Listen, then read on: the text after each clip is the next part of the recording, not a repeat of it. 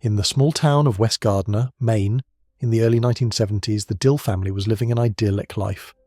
The 6 siblings and their parents were exceptionally close, making for a happy family unit. Home life was active and fun, and there were outings and picnics, often embarked upon on a whim.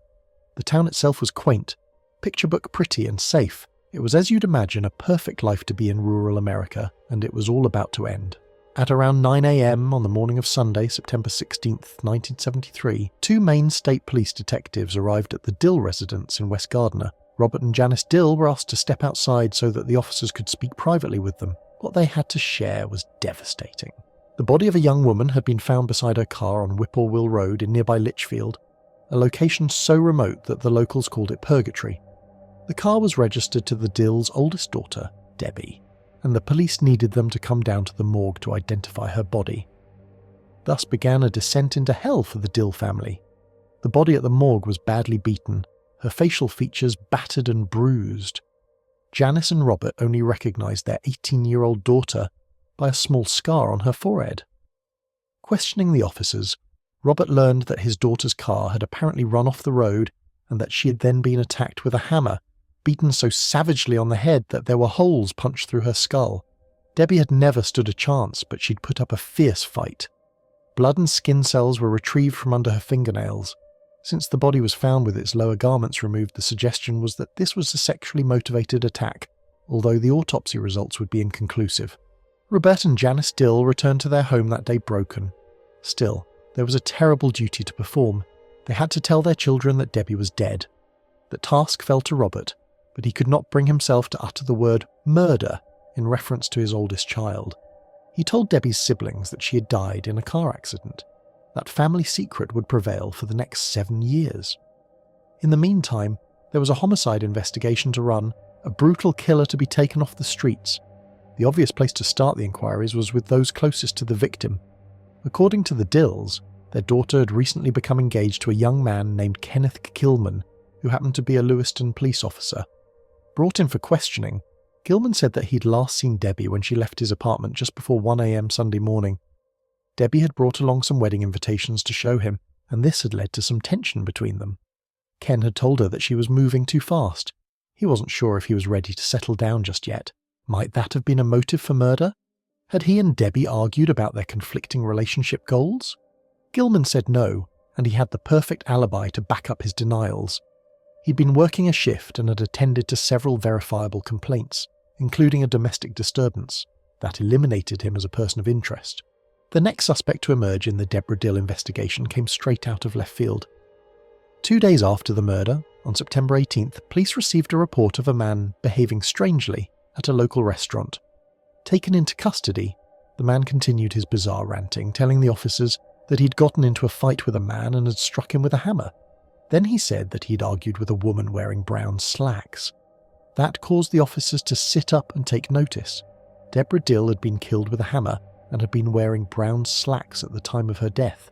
Had the police just lucked out in trapping their killer? The answer to that question was no. The man did have a hammer, which the police found lying beside his car. The hammer had blood on it, but it was not Deborah Dill's blood. The police had learned in the interim that the suspect was a former mental patient. His known movements at the time of Debbie's murder meant that he could not have killed her. Since they could not link him to any crime, he was free to go. There would be one more serious suspect over the course of the investigation. His name was Frank White, and he was Debbie Dill's former boyfriend. By all accounts, he'd been upset by their breakup, madder still when he learned that she was engaged to be married. That, of course, gave him a strong motive, but he also had an alibi. He'd been partying with friends on the night of the murder. At least 6 people could vouch for his whereabouts. White was cut up over Debbie's death, certainly more affected than Ken Gilman. 2 months after he was questioned by police, Frank White took his own life. Some in West Gardner believed that he was driven to suicide by guilt. Others held that he could not deal with the death of the woman he still loved. In any unsolved homicide, there comes a point where investigators can go no further. All of the leads have been run down, all of the suspects questioned and eliminated. The Dill case had been worked hard, generating a ton of paperwork that included over 400 recorded interviews. It had reached the point that all investigators dread. The trail had gone cold. It would remain so until 1986, when it landed on the desk of Detective Stephen Drake, newly assigned to the Maine State Police's Cold Case Division. Eager to make his mark on a case that most considered unsolvable, Drake worked the clues hard, keeping at it for 2 years solid, going over every scrap of evidence. Then, in 1988, he got an unexpected break. It came via a telephone call from the Bridgeport Correction Center in Connecticut, where a prisoner had confessed to killing a man in a bar fight in Maine back in 1973. The inmate who'd made this admission was a habitual criminal named Michael Boucher, a name that meant nothing to Drake at that time, and the confession that he'd made appeared false. Try as he might, Drake could find no record of a fatal bar fight during the time frame mentioned. Then Drake started looking into Boucher's background. What he found made him sit up and pay attention.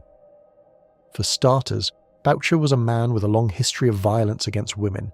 Second, he was a native of Lewiston and had been living in the area at the time that Debbie Dill was murdered.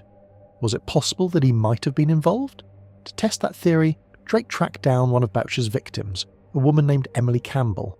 The attack on Emily Campbell had occurred in the early morning hours of June 4, 1974, 9 months after Debbie Dill was bludgeoned to death. Emily had worked a late shift that night and was driving home when she was rear-ended by another vehicle. Thinking that it was an accident, she pulled over. The other vehicle then stopped behind her, with the driver remaining inside. Emily took a notepad out of her glove compartment and got out of her car so that she could write down the other driver's license plate number. She was doing that when the driver suddenly emerged holding a length of steel pipe. Emily was struck several times but managed to get back into her vehicle.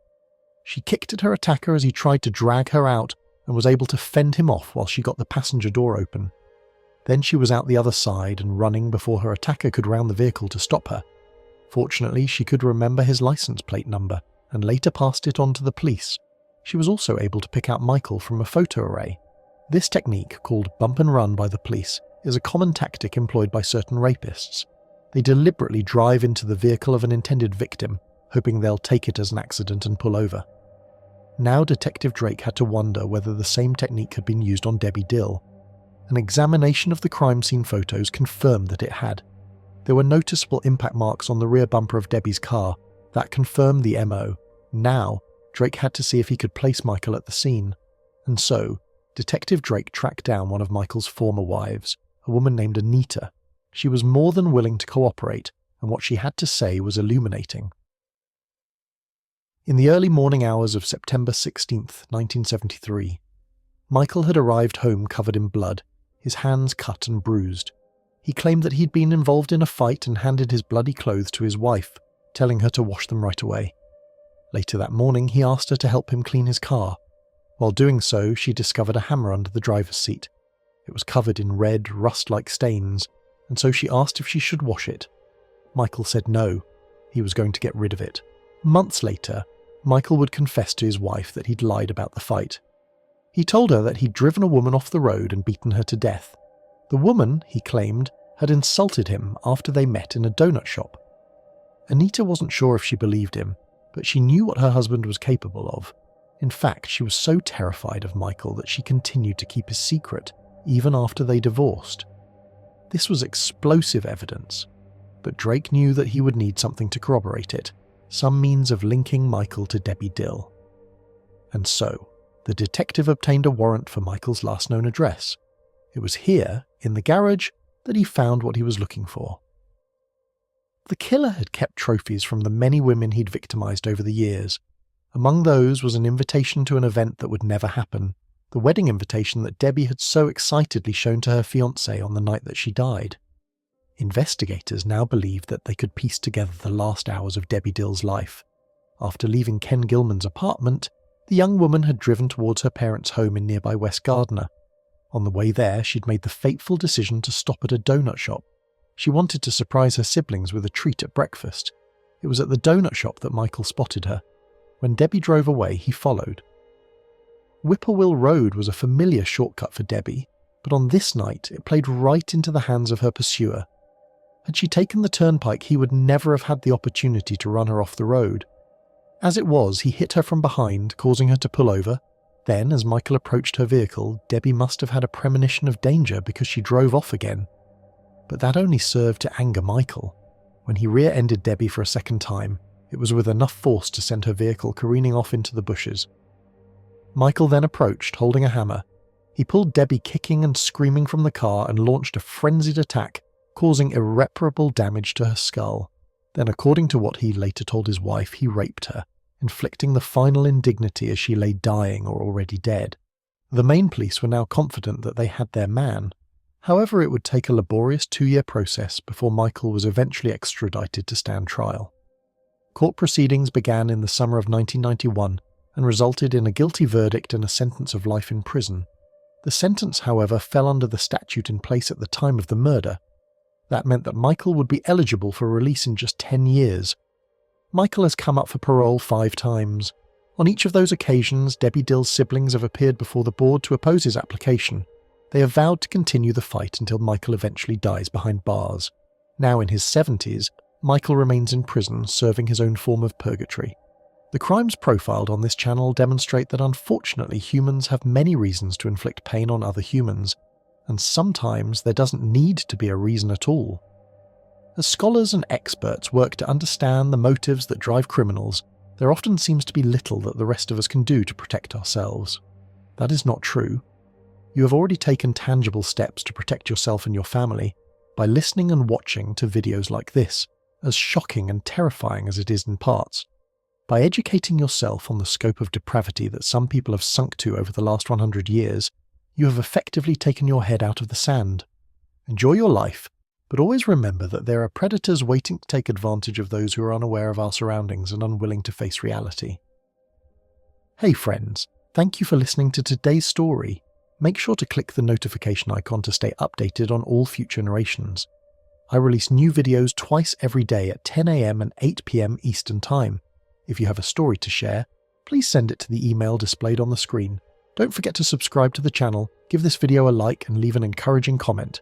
It really helps me keep bringing you more narrations like this.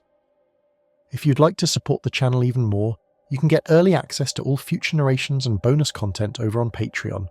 Thanks again for watching, and I'll see you on the next one.